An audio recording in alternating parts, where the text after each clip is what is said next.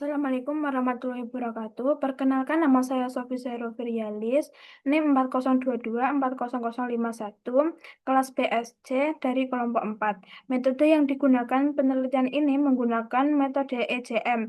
Metode ECM digunakan untuk menganalisis hubungan jangka pendek dan jangka panjang antara variabel independen dan dependen, khususnya pada data tim series yang tidak stasioner pada level, tetapi stasioner setelah diferensi yang memiliki hubungan kointegrasi. Tahapan analisis yang dilakukan meliputi uji statistik deskriptif, uji multikolineritas, uji stasioneritas, uji kointegrasi, estimasi model jangka panjang, estimasi model jangka pendek, uji asumsi klasik, uji T, uji F, dan koefisiensi determinasi atau R2. Studi kasus yang digunakan, penelitian ini menganalisis pengaruh NOM dan FDR terhadap NPF pada perbankan syariah. Hal ini terlihat dari metode estimasi jangka panjang dan jangka pendek yang digunakan. Variabel Y yaitu NPF. NPF merupakan rasio pembiayaan bermasalah pada bank syariah. Variabel ini menjadi variabel yang dipengaruhi oleh variabel lain. Variabel independen yaitu NOM, rasio yang menunjukkan kemampuan bank syariah dan menghasilkan pendapatan operasional dari aset produktif. FDR, rasio yang menunjukkan kemampuan bank dalam menyalurkan dana pihak ketiga menjadi pembiayaan. Kedua variabel tersebut digunakan sebagai faktor yang mempengaruhi NPF. Jenis data yang digunakan yaitu data sekunder. Bentuk datanya data time series, frekuensinya yang digunakan yaitu bulanan, periode pengamatan tahun 2022 sampai 2025. Selanjutnya untuk melakukan yaitu buka eViews, kemudian pilih create a new eViews work file, kemudian frekuensinya pilih monthly, start date-nya yaitu 2022, end date-nya yaitu 2025. Kemudian klik OK. Kemudian klik Quick, Empathy Group, scroll paling atas, kemudian salin datanya dari Excel terlebih dahulu. Kalau sudah, tempel yang paling bagian atas.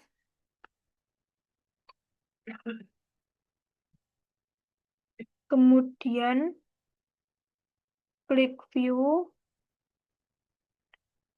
Descriptive Stats, pilih yang bagian Common Sample, kemudian Freeze, lanjut Name, underscore 1, underscore Descriptive. Kemudian klik OK. Kemudian selanjutnya tutup jendela. Terus pilih bagian View. Pilih Covariance Analyze. Yang bagian covariannya dihapus, koreksinya dicentang. Kemudian layout-nya pilih single table.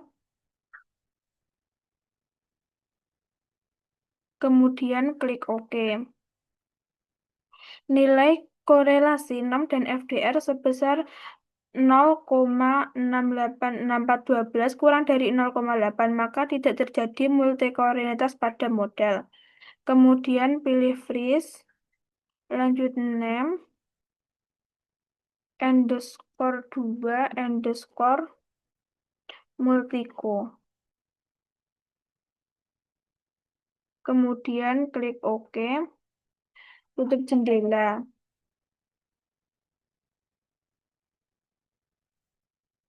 Klik bagian FDR 2 kali, kemudian klik View, lanjut pilih Unit Road Test, bagian Standard Unit Road Test, kemudian klik OK. Nilai prop 0,6032 lebih dari 0,05. Kesimpulannya data FDR tidak stasioner pada tingkat level, jadi perlu dilakukan diferensi sebelum analisis lanjutan. Kemudian pilih Freeze, Name, underscore 3, underscore FDRL. Kemudian klik OK.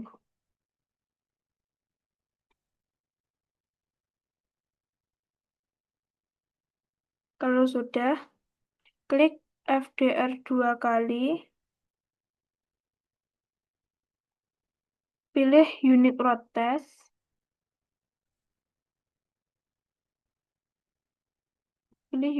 test, kemudian lalu pilih standar unit road test. Bagian test for-nya pilih yang 1 state difference, kemudian klik OK.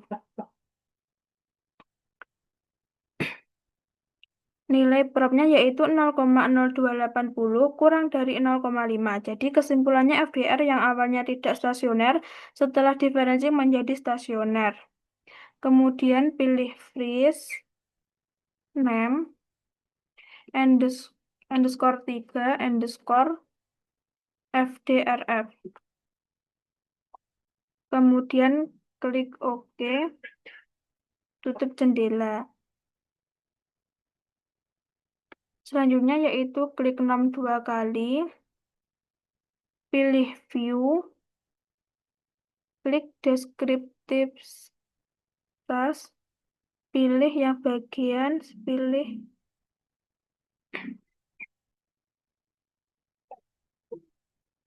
bagian standar unit road test.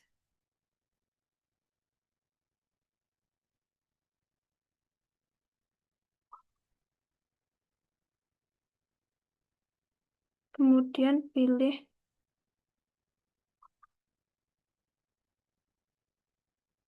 standar unit road test. Kemudian kalau sudah untuk task verb-nya ganti yang bagian level, kemudian klik OK. Nilai prop 0,6331 lebih besar dari 0,05. Kesimpulannya 6 pada tingkat level tidak stasioner jika perlu dilakukan diferencing sebelum analisis lanjutan. Kemudian pilih freeze, pilih name, underscore 3, underscore NOML. Kemudian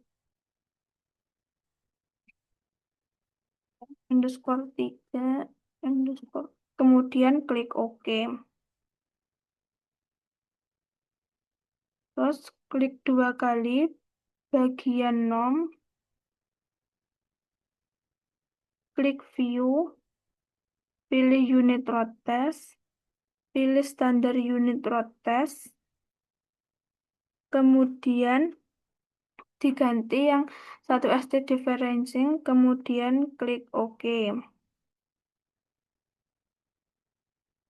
Untuk analisisnya nilai props yaitu 0,000 kurang dari 0,5. Jadi kesimpulannya 6 yang awalnya tidak stasioner setelah diferencing menjadi stasioner pada tingkat freeze diffuse.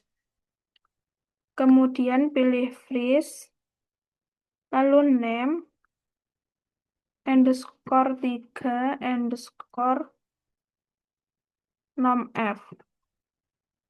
Kemudian klik OK, tutup jendela. Terus klik NPF 2 kali, kemudian klik view, pilih standar unit road test,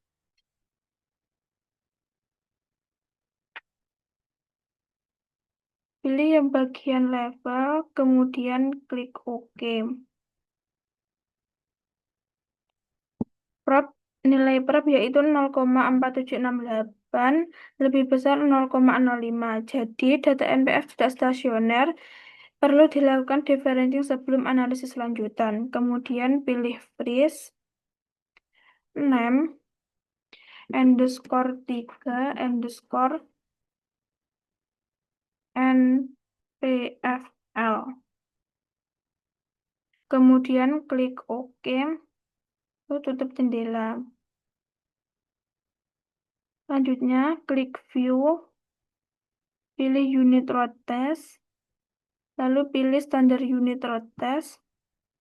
Untuk task for unit Rodin itu dipilih yang satu ST differencing, kemudian klik OK. Nilai probnya yaitu 0,008 kurang dari 0,5. Maka NPF yang awalnya tidak stasioner setelah differencing pada tingkat phase differ menjadi stasioner. Kemudian pilih freeze, name, underscore 3, underscore NPFF. Kemudian klik OK, tutup jendela. Selanjutnya, klik Quick, pilih bagian Estimate Equation.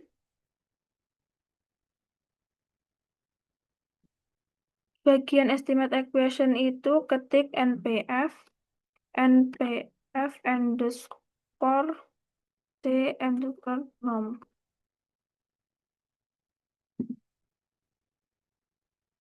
Nom FDR. Kemudian metodenya pilih LS.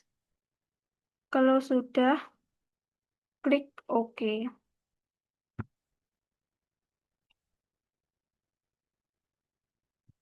Klik name underscore M panjang. Kemudian klik OK. Terus freeze name underscore 7 underscore M underscore panjang. Kalau sudah, klik OK.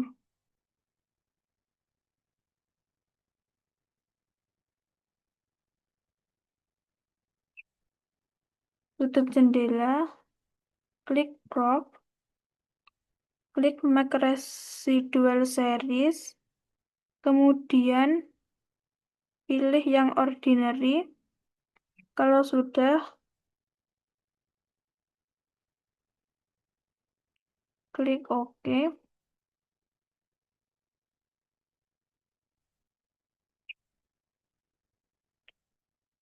Kemudian klik view, kemudian pilih unit road test, klik standar unit road test.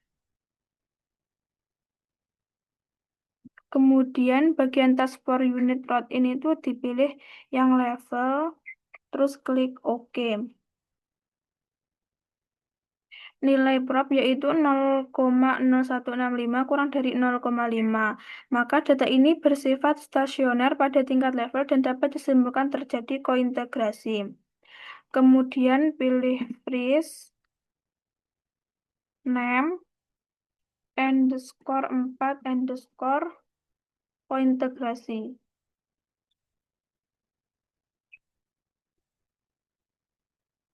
Kemudian klik OK.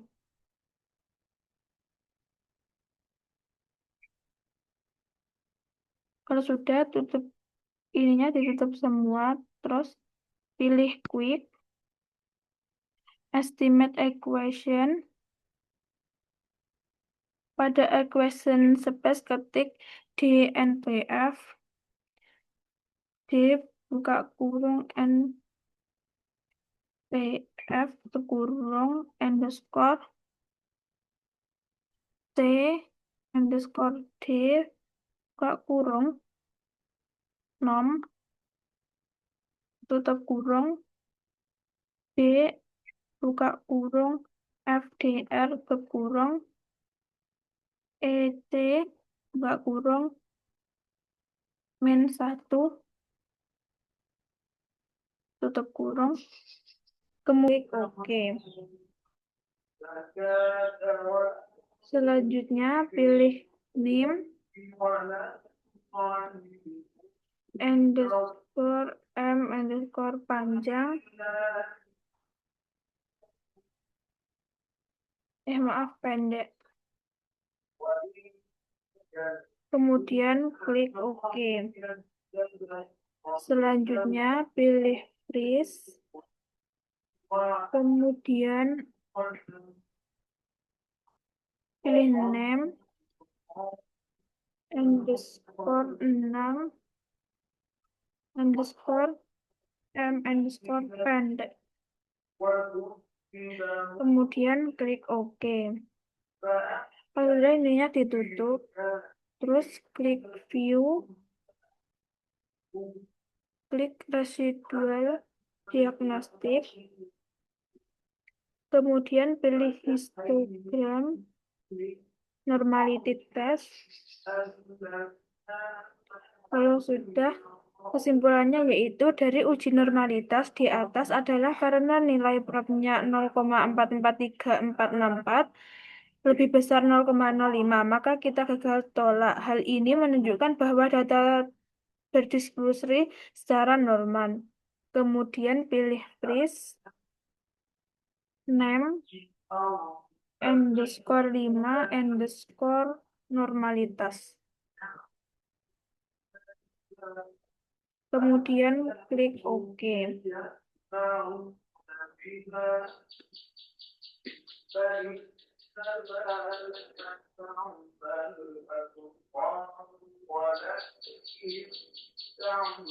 Kemudian klik bagian view, residual diagnostik, kemudian pilih yang series correction LM test, kemudian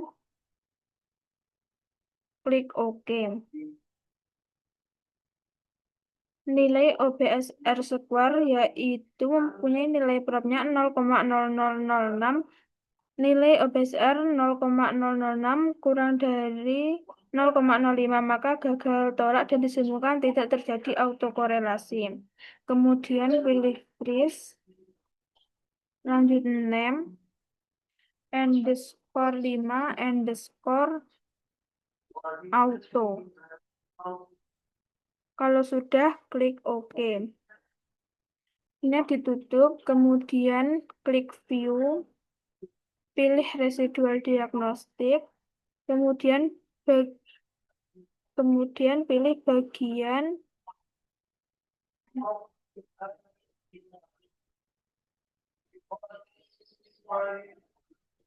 residual diagnostik, kemudian pilih yang heterositas, kemudian pilih yang bagian Volkswagen, kemudian OK.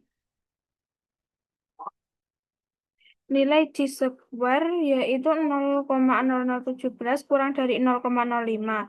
Maka tolak H1 dan disimpulkan terjadi heterodistisitas. Kemudian pilih freeze, lanjut name,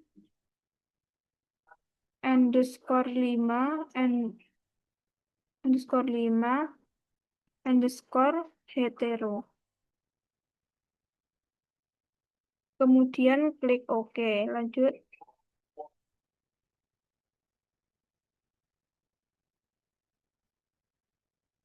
Model jangka pendek NPFT sama dengan min 0,006 plus 0,216 kali D nom T min 0,30 kali D FDRT min 0,261 kali ECT min 1 plus UT. Model jangka pendek UJT. H0 denom tidak berpengaruh signifikan terhadap DNPF. H1 denom berpengaruh signifikan terhadap DNPF. Nilai prob denom sebesar 0,0048 kurang dari 0,5, maka dapat disimpulkan denom berpengaruh signifikan terhadap DNPF. Model jangka pendek UJT H0 yaitu DFDR tidak berpengaruh signifikan terhadap DNPF. H1 DFDR berpengaruh signifikan terhadap DNPF. Nilai prob DFDR sebesar 0,000 kurang dari 0,5, maka dapat disimpulkan DFDR berpengaruh signifikan terhadap DNPF. Kemudian model jangka pendek UJT H0 EC-1 tidak berpengaruh signifikan terhadap DNPF. H1 EC-1 berpengaruh signifikan terhadap DNPF. Nilai prob EC-1 sebesar 0,0001 kurang dari 0,5, maka dapat disimpulkan EC-1 berpengaruh signifikan terhadap DNPF. Model jangka pendek UJF H0 D0 DFDR dan EC-1 tidak berpengaruh signifikan terhadap DNPF. H1, D6, DFDR, dan ECM1 berpengaruh signifikan terhadap DNPF. Nilai prop F statistik sebesar 0,00 kurang dari 0,5, maka dapat disimpulkan D6, DFDR, dan ECM1 berpengaruh signifikan terhadap DNPF. Kemudian model jangka pendek koefisien determinasi. Nilai R square sebesar 0,5587 atau 55,87% yang menunjukkan bahwa D6, DFDR, dan ECM1 mampu menjelaskan DMPF sebesar 55,87% dan sisanya dijelaskan variabel lain di luar model. Model jangka pendek MPFT sama dengan 6,800 min 0,009 kali nom T min 0,058 kali FDRT plus ECT. Model jangka panjang uji T H0 nom tidak berpengaruh signifikan terhadap NPF. H1 nom berpengaruh signifikan terhadap MPF. Nilai prop nom sebesar 0,9098 lebih besar 0,05, maka dapat disimpulkan nom tidak berpengaruh signifikan terhadap NPF. Model jangka panjang uji T, H0 FDR tidak berpengaruh signifikan terhadap MPF. H1 FDR berpengaruh signifikan terhadap MPF. Nilai prop FDR sebesar 0,00 kurang dari 0,5, maka dapat disimpulkan FDR berpengaruh signifikan terhadap MPF. Model jangka panjang uji T, H0, nom, dan FDR tidak berpengaruh signifikan terhadap MPF. H1, nom, dan FDR berpengaruh signifikan terhadap MPF. Nilai prop F statistik sebesar 0,00 kurang dari 0,5, maka dapat disimpulkan nom dan FDR berpengaruh signifikan terhadap MPF. Model jangka panjang koefisien determinasi. Nilai R square sebesar 0,9064 atau 90,64% yang menunjukkan bahwa nom dan FDR mampu menjelaskan NPF sebesar 90,64% dan sisanya dijelaskan variabel lain di luar model. Untuk kesimpulannya, berdasarkan analisis ECM, variabel nom dan FDR berpengaruh terhadap NPF. Pada perbankan syariah, dalam jangka pendek, nom dan FDR berpengaruh signifikan terhadap NPF. Sedangkan dalam jangka panjang dan FDR yang berpengaruh signifikan, sementara nom tidak. Hasil ini menunjukkan bahwa tingkat penyaluran pembiayaan FDR menjadi faktor pentingnya yang mempengaruhi pembiayaan bermasalah atau NPF. Sekian presentasi dari saya. Akhirnya, wassalamualaikum warahmatullahi wabarakatuh.